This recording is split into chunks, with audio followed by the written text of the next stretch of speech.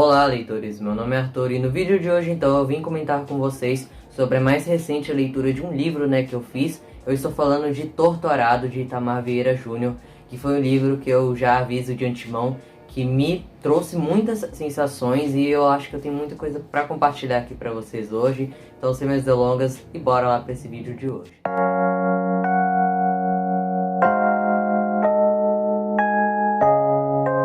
Bem, pessoal, Torturado foi um livro que me impressionou bastante. Eu já fui com várias expectativas para ele, confesso. É um livro que está bem em alta no momento, né? Na verdade, ele foi lançado aqui no Brasil no ano de 2019 e lá em Portugal no ano de 2018. Eu vou explicar um pouquinho mais a história, que permeia o lançamento desse livro aí. Mas enfim, é um best-seller, digamos assim, no momento do mercado editorial nacional. O livro ele já vendeu em média de 60 a 70 mil cópias até o momento.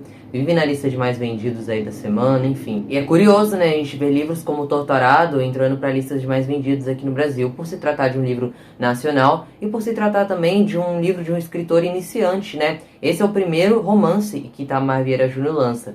Ele já havia lançado outros 2 contos, mas como um romancista mesmo, esse é o seu livro de estreia. Então, além de ser um autor iniciante, é um livro também que vai abordar temas muito importantes e é um livro aí que tem tudo para se tornar um livro imortal, digamos assim, no futuro, que vai permear aí as próximas gerações. E eu acho que é um livro também essencial para a gente entender um pouco do Brasil que a gente tem aí, pelo menos na região do Nordeste, etc, Então, eu acho muito interessante a gente ter livros desse tipo, no mercado, para a gente conhecer um pouco da região rural, do nosso país, que às vezes a gente até mesmo esquece, Apesar de alguns livros clássicos se situarem, serem ambientados aí na região do Nordeste, como Vidas Secas, de Graciliano Ramos, ou Sertões, de Euclides da Cunha, livros da Raquel de Queiroz, como o 15, A gente, hoje em dia, não tem mais tantos livros, que se passam nessas regiões, que ficam aí na boca do povo, digamos assim. Então eu fico muito feliz quando um livro como Torturado, ele passa a ser conhecido aí no mercado editorial.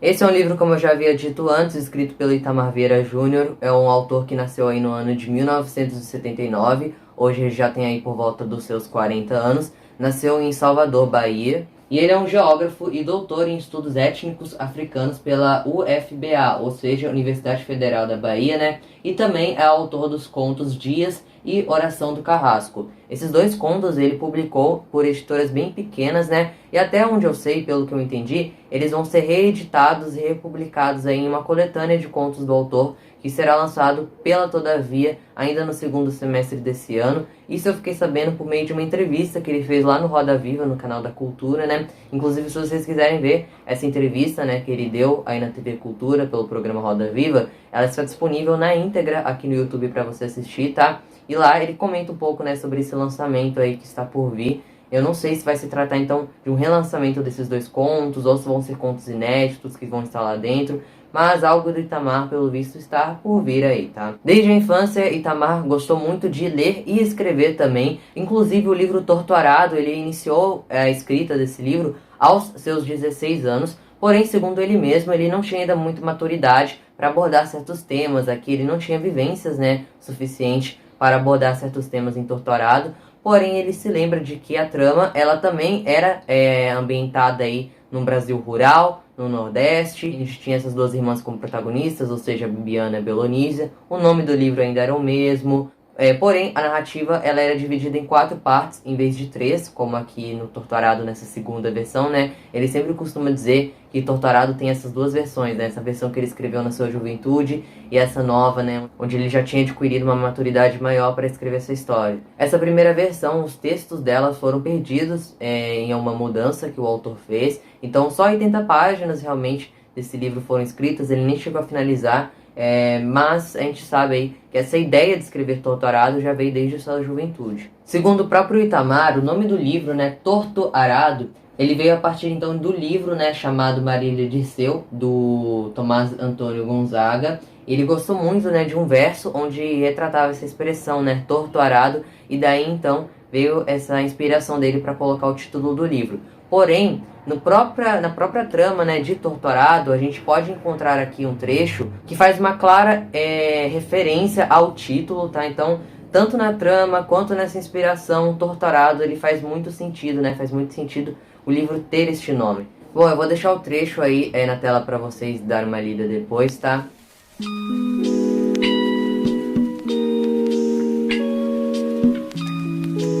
Bom, e ao terminar de escrever o livro Torturado, o Itamar, então, ele inscreveu o livro em uma premiação, né, em um concurso lá de Portugal, chamado Leia. É um concurso aí bem importante, inclusive, e pouquíssimos autores estrangeiros ganharam, né, um prêmio que aí tem, né, como objetivo premiar pessoas que escrevem na língua portuguesa, ou seja, brasileiros também podem concorrer.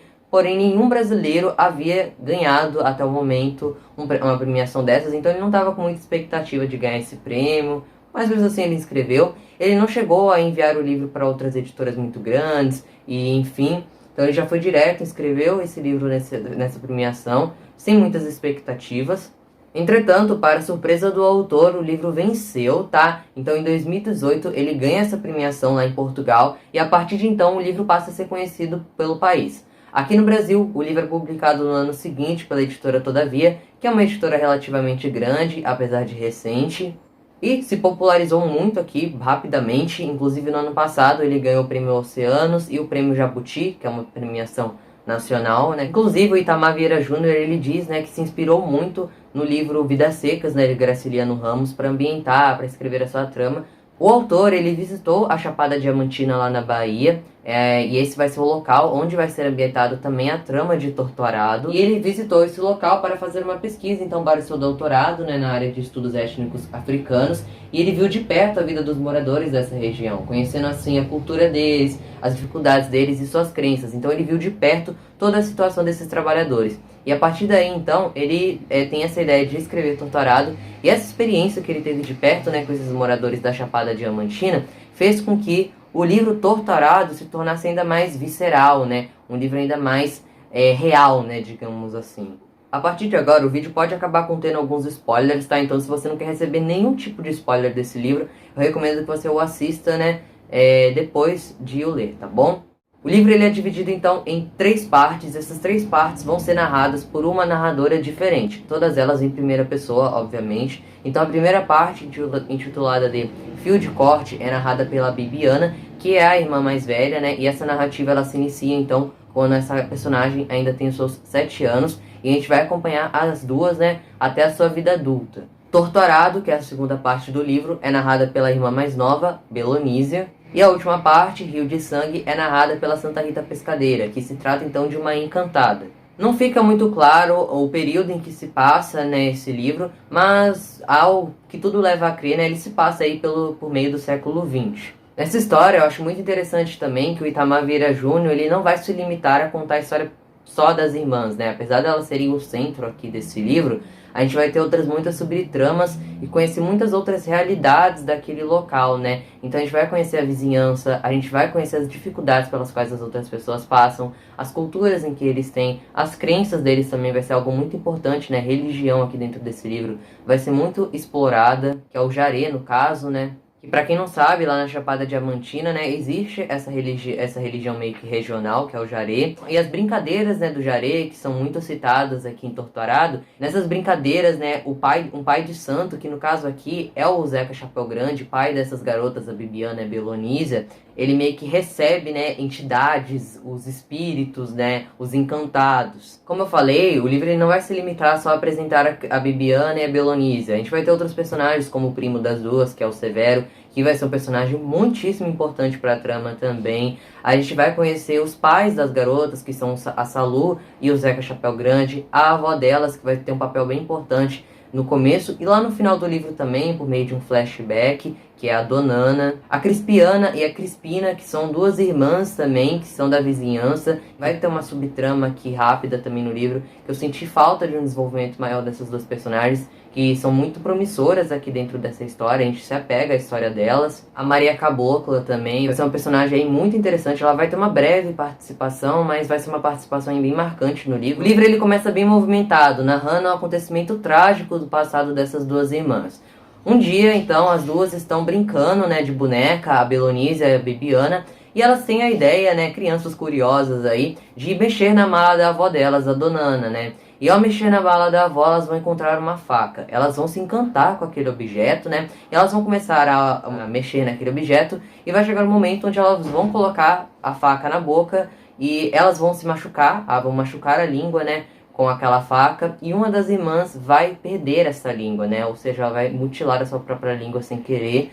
E a partir de então, ela não consegue mais falar, né? Não tem uma dicção como as outras pessoas, ela se cala para sua vida toda, infelizmente. E a Belonisa é quem sofreu esse acidente, né? E a partir desse acontecimento trágico, as irmãs, elas passam a ficar ainda muito mais ligadas. Elas já eram muito próximas, porém, a partir desse acontecimento, o laço delas se une ainda mais. Parece que as duas se tornam uma só. Apesar das suas diferenças, né? São duas pessoas muito diferentes aí, né? A Bibiana e a Belonísia. São dois personagens que vocês podem ver que tem uma característica muito forte, né? Essas diferenças delas se completam, né, em uma pessoa só. A partir do momento em que a Belonísia, ela perde a sua voz, a voz dela se torna sua irmã, a Bibiana. E elas têm esse contato tão forte que só ao olhar a expressão da outra, uma já sabe o que a outra está sentindo, o que ela está querendo dizer. Enfim, é uma ligação muito forte em que essas irmãs têm. Muito por conta desse acontecimento trágico que as duas vivenciaram. E a partir do momento, então, que essa irmã se machuca com essa faca da avó, a Dona Ana, ela passa a ficar se sentindo muito culpada pelo que aconteceu, e ela entra num processo de melancolia muito forte. É uma personagem que já tem um passado também, que é mantido muito em sigilo, né? Que é envolta a essa faca. A gente vai ficar sabendo melhor o que essa faca envolve com essa personagem, qual ligação esse objeto e essa personagem possui. E essas duas irmãs vivem numa fazenda chamada Água Negra. Os pais delas são trabalhadores rurais, né? Eles trabalham dentro dessa fazenda em situações análogas à escravidão. Ou seja, eles vivem em situações aí muito parecidas com escravos, eles ficam presos àquela terra, né? Então eles têm essa moradia deles. Porém, o dono da fazenda, ele não permite que eles construam casas de alvenaria, as casas deles têm que ser de barro. Então, muitas pessoas perdem as suas casas em meio à enchente. Eles não têm um salário, né, pelo trabalho que eles têm no campo, né, eles fazem o plantio deles lá. E eles não têm o direito a ganhar um salário digno, eles têm que trabalhar todo dia debaixo de chuva ou debaixo de sol. Eu acho muito importante, né, o autor ele ter retratado a vida dessas pessoas aqui dentro desse livro, que na vida real muita gente, né, acaba vivendo, sofrendo por conta disso, nessa situação,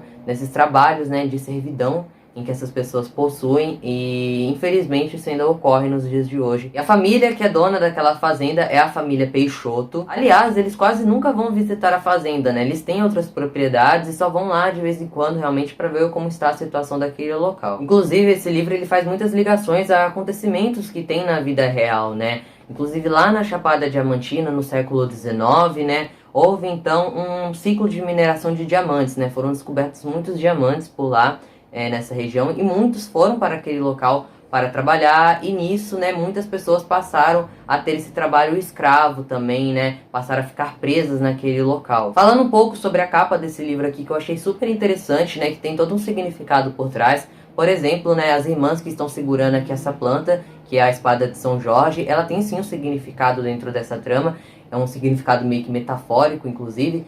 Torturado é um livro cheio de metáforas, né? Então é muito interessante ver isso. A ideia da ilustração dessa capa, ela veio então a partir de uma fotografia e inspirou essa ilustração da capa, que foi feita então pelo Linoca Souza. A foto então ela faz parte de uma série, né, de fotografias aí, que eu vou deixar o nome para vocês na tela, porque eu não vou conseguir pronunciar corretamente. Foi retirada em 2010 e foi realizada em Camarões. Mesmo o livro ele possuindo 3 narradores diferentes, né, 3 narradoras, né, diferentes, a trama ela não perde o foco, parece, né, apesar dele ter muitos acontecimentos, né, é um livro bem movimentado, ele nunca fica preso ao marasmo, ele não perde a sua essência, sabe? Parece que a trama ela não fica desconexa. São pontos de vista um pouco semelhantes, sim, mas que possuem aí individualidades, né? Acabam sendo semelhantes também, né, pelas irmãs serem muito ligadas, né, desde a infância. E apesar das diferenças que elas têm, ambas acabam se completando. Eu achei a Belonise uma personagem mais cativante do que a Bibiana. A Belonise ela tem uma força que vem de dentro dela, que é muito interessante da gente ver. Os trechos em que ela narra também, ela é muito poética, né, em alguns momentos aqui também. Eu acho muito bonitos. Porém, eu gostei mais da primeira parte do livro, que é narrada pela Bibiana. Eu acho que por conta, né, dessa primeira parte ter esses acontecimentos mais impactantes, né, eu acho até que nessa segunda parte do livro, a história em alguns momentos ela fica até um pouco cansativa, tá? Mas isso não se prolonga por muito tempo. Como eu havia dito no início do vídeo, o pai dessas garotas, o Zeca Chapéu Grande, ele é o pai de santo, né, daquela região, ou seja, ele é uma espécie de curandeiro, né, que existe por lá, e ele auxilia, né, nesse cuidado espiritual. Ele acaba conversando, né, com os encantados. Ele também ajuda a cuidar, né, das pessoas, do corpo e da alma das pessoas daquela região. Então ele é uma espécie realmente de curandeiro. Eu acho muito legal também a relação em que os pais, né, dessa trama aqui, a Salu e o Zeca Chapéu Grande, têm com a filha deles, né? Eu acho que é uma relação muito bonita, né, que eles possuem. A segunda parte do livro, então, que é narrada pela Belonisa, né? A Belonisa, que é uma personagem mais firme, né, digamos assim, ela é mais visceral, ela é mais forte, corajosa, assim como a avó dela, a Donana, né? Na minha opinião, a Belonisa, ela é muito, muito parecida com a avó. Ela vai ter uma conexão com a Maria Caboclo aqui nessa história, né? Que é muito bonita da gente ver, né? As duas, elas acabam reconhecendo uma na outra o sofrimento que possuem, né? Ela vai possuir uma trama aí também ligada ao Tobias, que vai virar o marido dela, que vai também ser uma pessoa bem problemática aqui dentro da história, e vão acabar tendo uma relação aí muito conturbada, né? Enfim. Na terceira parte, que é narrada então pela Santa Rita Pescadeira, a gente vai ter aí meio que a ligação dessas duas outras narrativas em uma só, né? A Santa Rita Pescadeira é uma entidade que foi meio que esquecida pelo povo. É aqui que entra um pouco da parte do realismo mágico deste livro, né? A faca, ela também vai ser um objeto que vai estar muito presente e permeando durante toda essa história aqui. Então a faca, ela vai ser utilizada, vai ser um objeto que vai ser utilizado no início da trama, com as duas irmãs, que vai ser algo que vai acabar separando algo do corpo de uma das duas, mas que ao unindo aquelas duas irmãs para toda a vida. A faca também vai envolver a Donana em um certo momento aqui nessa história. É interessante a gente ver uma entidade, né, uma santa, né, nesse caso, narrando um livro, né, e isso acabou me lembrando também um narrador diferente, né, digamos assim, lá do livro A Menina que Roubava Livros, né, que naquele livro a morte, né, a própria morte, narra a história. Bom, e qual é a origem dessa faca que eu tanto falo, né? Ela foi roubada há muitos anos atrás pela Donana. Quando ainda ela era muito jovem, ela já tinha seus filhos na época. Ela fica com aquela faca por alguns anos, inclusive o dono, ele fica doido atrás daquela faca, mas ele nunca a encontra. E um certo dia, né, quando ela já está no seu segundo casamento, salvo me engano, ela meio que presencia uma cena tenebrosa, onde o marido dela está abusando de sua filha, que no caso é a Carmelita. Inclusive a Carmelita, ela não é citada pela primeira vez no final do livro. Se a gente for observar bem, por exemplo, aqui na página 14, a gente tem um trecho bem interessante, ó. Naquele tempo, costumávamos a ver a nossa avó falar sozinha. Perdi coisas estranhas para alguém que não víamos, que se afastasse então de Carmelita, a tia que nunca víamos conhecido. Então a Donana, ela nunca se esqueceu dessa filha dela e ela sempre pedia meio que a proteção desta garota, né? Então ao ver o marido se abusando dessa filha dela, a Donana, ela mata aquele marido dela com aquela mesma faca em que ela havia roubado. A filha foge, né? E ela decide então guardar essa faca por muito tempo até chegar nas mãos das garotas. História muito triste, né, que envolve aí a Donana e o seu passado. Em um certo momento aqui da história, a fazenda que antes pertencia à família Peixoto vai ser vendida e um outro dono vai entrar no lugar. No caso vai ser a família do Salomão. O Salomão, desde que então ele toma posse da fazenda, ele ameaça meio que a vida daqueles trabalhadores, né? Então ele começa a impor regras assim absurdas para aqueles trabalhadores, né? Nesse tempo, né, do livro, as irmãs já estão crescidas, adultas, né? A Bibiana, ela se casou com seu primo, ela virou professora, uma pessoa que luta, né, pelos direitos daquela região. Ele quer ver a mudança naquele povo, né? Ele enxerga um futuro aí mais próspero para aqueles moradores, com essas revoltas em que ele planeja fazer. Vai chegar um momento então onde ele vai ser assassinado lá naquela região, e o principal suspeito é que ele possa ter mandado matar o marido da Bibiana. Porém, o caso ele deixa de ser investigado a partir do momento em que a polícia fala que ele foi encontrado então com uma certa quantidade de drogas e que isso pode ter ocasionado na morte dele, né? Sendo que ele nunca tinha se envolvido com algo assim. Para vocês verem que nem a polícia, né, estava se importando com os moradores daquela região. Com isso, então, revoltada com aquela situação, que a Santa Rita acabou vendo tudo aquilo, né, ela incorpora o corpo das duas irmãs. Então as duas irmãs, né, a Belonise e a Bibiana, não sabem que a Santa Rita incorporou o corpo delas. E quando a Santa Rita incorpora o corpo das irmãs, aparentemente elas não se lembram do que ocorre naqueles momentos. Então, em dias diferentes, ela vai incorporar o corpo de cada uma das irmãs. Então, aquela entidade vai meio que induzi-las a matar Salomão, né, como uma espécie aí de justiça, né, fazer a justiça. Bibiana é quem vai cavar a cova, então, desse personagem, e quem vai matar vai ser a Belonísia. No final vai ter toda uma metáfora, né, esses acontecimentos vão ser narrados de uma forma meio que metafórica. Então, a onça que vai aparecer aqui no final vai ser como se fosse uma representação do próprio Salomão, enquanto isso, quem está o caçando, né, digamos assim, é as irmãs. Lembrando mais uma vez, aparentemente, eu entendi desta forma, as irmãs elas não se lembram de nada do que aconteceu, tá? Então, todo aquele assassinato, né, foi planejado aí pela Santa Rita Pescadeira. Enfim, mas aí vocês devem estar achando, nossa, mas que livro trágico, né? Realmente ocorrem muitas coisas trágicas aqui dentro, mas o final dessa história em si, ele deixa com uma luz de esperança, né, lá no fim do túnel, né? É um livro que eu considero bem importante, não é um livro perfeito, na minha opinião. Ele tem as suas meio que falhas ali narrativas, pelo que eu vi, tá? Essa é uma experiência minha, pessoal. Eu acho que esses pontos positivos e a mensagem que o livro traz por trás dele se sobressaem muito mais acima disso, tá? Então, no fim, o livro ele terminou com um saldo super positivo, é um contemporâneo aí, super, assim, incrível de ler. Então, quando você pensar assim, não se fazem livros mais como antigamente, né?